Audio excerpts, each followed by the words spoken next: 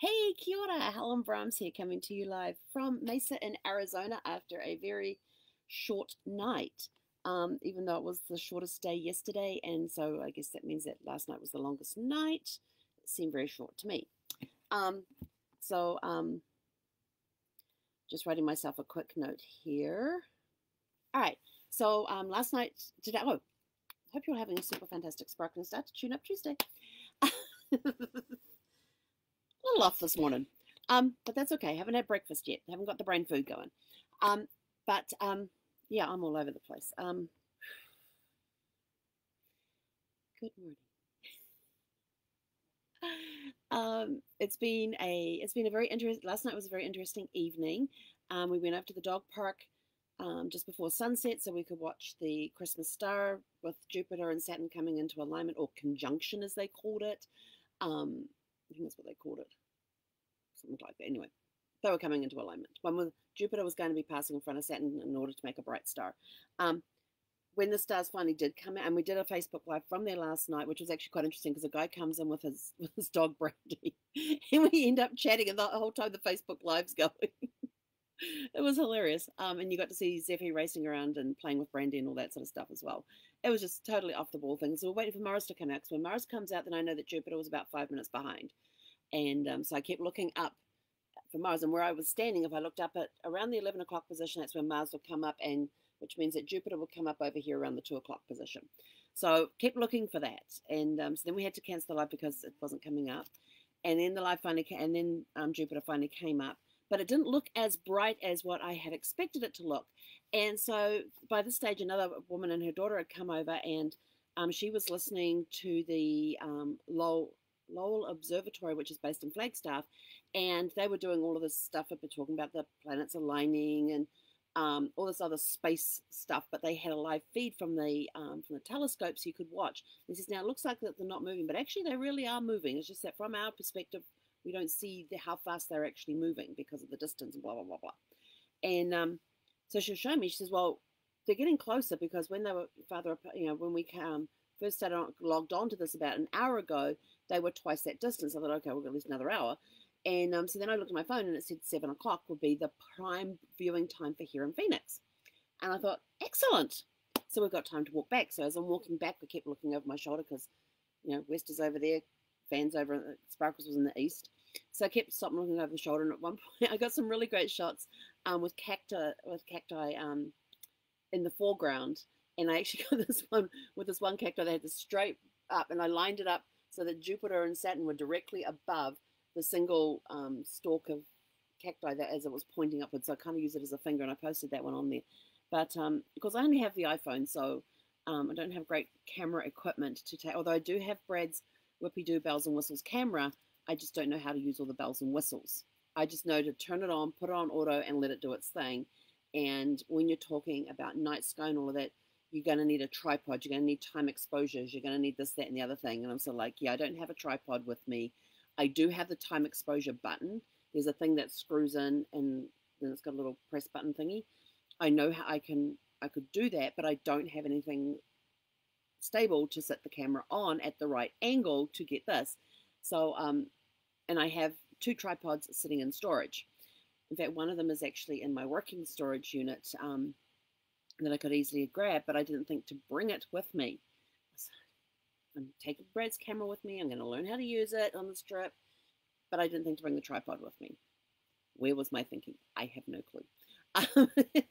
But we got back here, and we sat outside, and from the front of the RV, we could look over next to the RV, not directly opposite us, but one side over, and we could see it going down. But then it finally got to the point where, like around 7:15, 7:20, it completely disappeared from view. We couldn't see them anymore. But the observatory was talking about how they were crossing backwards and forwards, something like that. And I thought, oh, and they said this. They said tonight was the primal viewing time of it because it's when they were the closest together as far as degrees go in their orbit. But he said this event's actually going to go on for 2 weeks. And I was like, okay. But I've been looking at Facebook pages and stuff of friends and things, and they've been posting some great pictures, and people have got like time exposed shot, which gives you a beautiful big star and all of that. But all I saw was, yeah, Jupiter did get a little brighter there, but it didn't get as bright as what I thought it should get. But it was still a fun event to watch. You know, it only happens every 800 years. What did I do? Walked around the campground with Zeffy, and then we sat outside in the dark and watched the sky. And it was a gorgeous evening to sit outside. It was fantastic. It was beautiful, 63 degrees or something. But oh my gosh, my dog is licking the window. Zeffy, what you doing? I'm gonna have to go clean that window now. She was just sitting there with her both paws on the window, licking it. I don't know what she's going after, but we'll figure that out afterwards. And so after that, we came inside, had some dinner, and like Zeffy was outside and she was whining. So I finally let her inside, and it was like 10 minutes to 7. I thought, okay, they said primal viewing time 7 o'clock. We're keeping an eye on things outside. And the moment I let Zeffy inside, she went straight to her food bowl. And like 5 solid minutes, she just ate really, really fast. And then we went back outside again, and we were out there till like 7:20. But it was a gorgeous evening. Got to see a lot. And of course, if you stared at Jupiter long enough, and you could start to see Saturn separating from Jupiter, so you can start to see that distinction between the two planets. And with looking at that distance at night, and yes, I did have my glasses on, because if I didn't have my glasses on, it would have been a blur. If you just stared at it without looking anywhere else, it kind of looked like they were doing this. It was hilarious. The tricks the eyes will play on you. It doesn't help that we had street lights around us either. That kind of added to that thing. And so after he says, okay, that's it, we're going inside now. They're gone. We can't do anything more. We came inside, got dinner, sat down, and we watched Love Actually, which is one of my favorite must-watch Christmas movies. So I'm doing my must-watch Christmas movies this week. And I'm not sure what we're going to watch tonight. It'll either be the Santa Claus.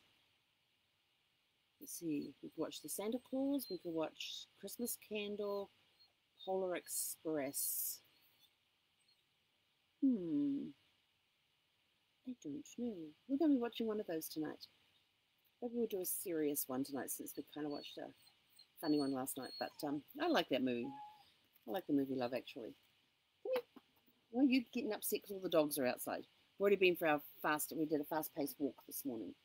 Because we got out of here a little late. But no, so Tune Up Tuesday. Getting totally off track here. Okay, so Tune Up Tuesday. So we're talking about tuning up our mindset to help us get ahead in ourselves and in our business. So practical action steps you can take for a quick tune-up. You could do something like, do something uncomfortable today. This could be writing a blog post from the heart. It could be giving somebody a compliment, somebody that you're not... somebody you don't know very well, but you want to give them a compliment on something that they've, information they've given you in the past, or the stuff they've helped you through. But do something that gets you out of your comfort zone today. Fill your mind with, and when you get out of your comfort zone, that's when the creativity happens. And we suddenly realize that things aren't as scary outside the comfort zone as we think they are. I am so used to being outside the comfort zone. I no longer know where my comfort zone is. I got booted out of that years ago, and although, as Casey said, we gave you a blankie. Yeah, I have my blankie. But you get used to being uncomfortable, because when you're uncomfortable, that's where the magic happens.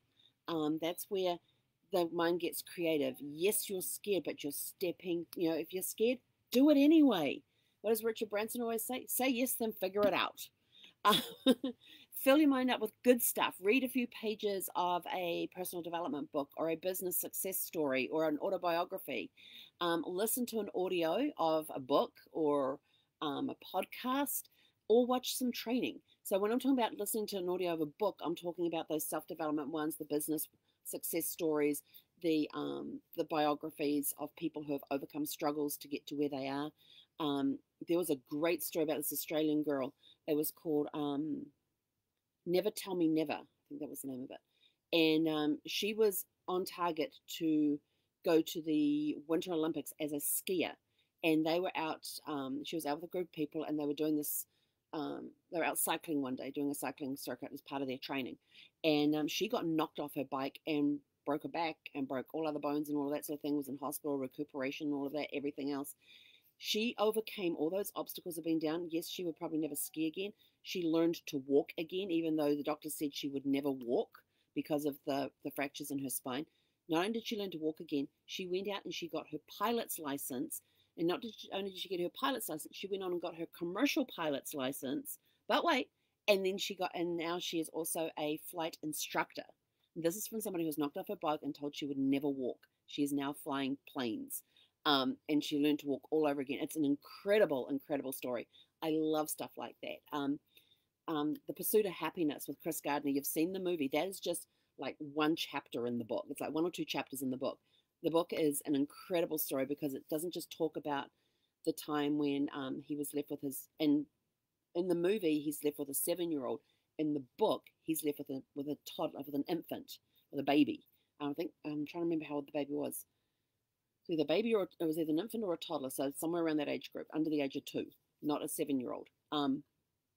So yeah, they do change things in the movies, but and that movie was just like 2 chapters of the book. The rest of the book talks about how he got past that and other struggles that he met along the way and how he overcame those to become the great success he is today. Stories like that. Read a few pages of those books. Listen to them on audio. Listen to podcasts that will uplift you and help you set your mind train. Watch training. There's plenty of videos out there. YouTube has a wealth of information out there. All these professional speakers and stuff have stuff on YouTube. Go watch their YouTube channels. And if you subscribe to some of these international speakers and or people who have videos on their thing, and you're part of their membership group where you get those training videos, go watch. How many times do you subscribe? I'm guilty of this. How many times do you subscribe to a program because you're saying, yes, this has got great content, and then you never do anything with it? Start doing stuff with that stuff today. Go through your list. What have I subscribed to? What am I actually watching? If I'm not watching it, get rid of the subscription. If I am watching it, excellent. Do I still need this information? If no, get rid of the subscription. If yes, keep going. But find that stuff out there to listen to, read, or watch. When you're going through the stuff you're listening and you're reading and you're watching, as you're going through, if you get something that sparks you, where you go, like you have an aha moment, you get a golden nugget, you go, when you get that moment, ask yourself, how can I apply it to my life or my business today? Because there are times that you get great ideas and you go, like, when I had my travel business and everything else, and there was times I would be listening in the mastermind group and somebody would say a really great idea in the mastermind group for somebody who was perhaps in, what's one of the things? In real estate investing. I go, that's a great idea. And I was like, but that's real estate investing. But I didn't stop there. I says, okay, that's a really great idea. How can I apply that to the travel business? So look at your business. What business are you in? Now I'm in genealogy. Now my main business is genealogy. So now I'm looking at my things going, okay, these are really great ideas. How can I apply that to my genealogy business? So start asking yourself those questions. Write or draw your thoughts for a few minutes. Doodle, make a list, mind map, whatever it is that you do to get the stuff out of here onto paper. Get it down there, get it written, because when you start doing that, it helps clarifying things and it starts making space in your head for more creativity. So think of your brain. We're always talking about taking a vacation and how it's a reboot for the brain. Getting stuff out of your head is also a similar thing too, because you've got so much clutter in your head, getting the stuff out on pen, paper. Yes, I know some people like to type on the computer. I'm a pen and paper girl every time. And oops, sorry, phone was ringing. But get your thoughts out on pen and paper, or if you get your thoughts out better on a computer, whatever methodology you use it, do it, and just because it helps clear the clutter. I always think back whenever I start doing what I call the brain dumps. Whenever I pick up my pen and paper, we're going to do a brain dump today. And I could sit there with a roll of craft paper and my multicolored Sharpie pens and just start mind mapping everything in my head. And I kind of think I'm doing what, if you ever watched the Harry Potter movies or read the books, where Dumbledore would take his wand and put it to his head and pull a thought out and put it into the pensive bowl? He'd put it into the pensive, where he would take a memory out of there and put it, because his brain was getting so full, he had to just like touch it here and put it into the bowl. And later on he could go, and that was his safe place to keep his memories that weren't cluttering up his head. So think of it as doing something like that. Strike up a conversation with somebody you don't know very well and listen. actively listen. Um, you could be encouraging them to do something. You could be finding out if there's some way that you can help them, finding out more about their business. If you're doing somebody you don't know very well, get on a Zoom meet with them, because I always like to do the face to face because I get to see read the facial expressions and stuff. Get on a Zoom with them and make the whole conversation about them. What is their business? How did they get started? Who is a good referral for them? Ask some basic questions about that, and get to know them and listen. And then say, okay, to clarify, your ideal client is, and then read back what the notes that you have taken. It's a great way to active listen when you repeat back to them. Okay, so you're telling me that your ideal client is blah blah blah blah blah, and they're like, yeah, or your perfect referral is da da da da. So spend time striking up a conversation with somebody. I've got a meeting coming up this afternoon with somebody I don't know very well, so we're gonna have a great conversation. We're in a get to know you stage, as well as she talked about something. I said I have some ideas that you might be able to use for that particular idea that you're pursuing. And so we're going to have this conversation. Spend some time or money on yourself. So take that little bit where, maybe go get a manicure or a pedicure. When was the last time you did that? If you're able to do that, if they're open. It could be something as simple as, some people like to take a bath. When was the last time you got to relax in a bath by yourself? Or just pamper yourself. It could be something as simple as buying a new plant to go on your desk in your office area, or changing the furniture. No, don't do the changing the furniture. That's just too much energy. But if you have the energy, do it. But just do something that's for you personally. And, it could be a reward because you got a major project completed. Go reward yourself. There's no reason why you can't give yourself a reward. You got a major project done. Yay. Congratulations. Tomorrow, that's for Winning Wednesday, but we'll celebrate it today anyway, and we'll celebrate it tomorrow on Winning Wednesday. But those are just a few ideas on things that you can do to give yourself a quick tune-up today. But anyway, I'm off. It's well past time for breakfast. We had a late start this morning, so I didn't get breakfast in earlier. So we're going to go have breakfast, and then I've got a couple of projects I'm working on today. And so think of ways that you can tune up your mindset today, be it for personal, be it for business, and let us know some ideas that you have in the comments below. And we will catch you guys later this afternoon. Heck on it. Oh, have a super fantastic sparkling tune-up Tuesday.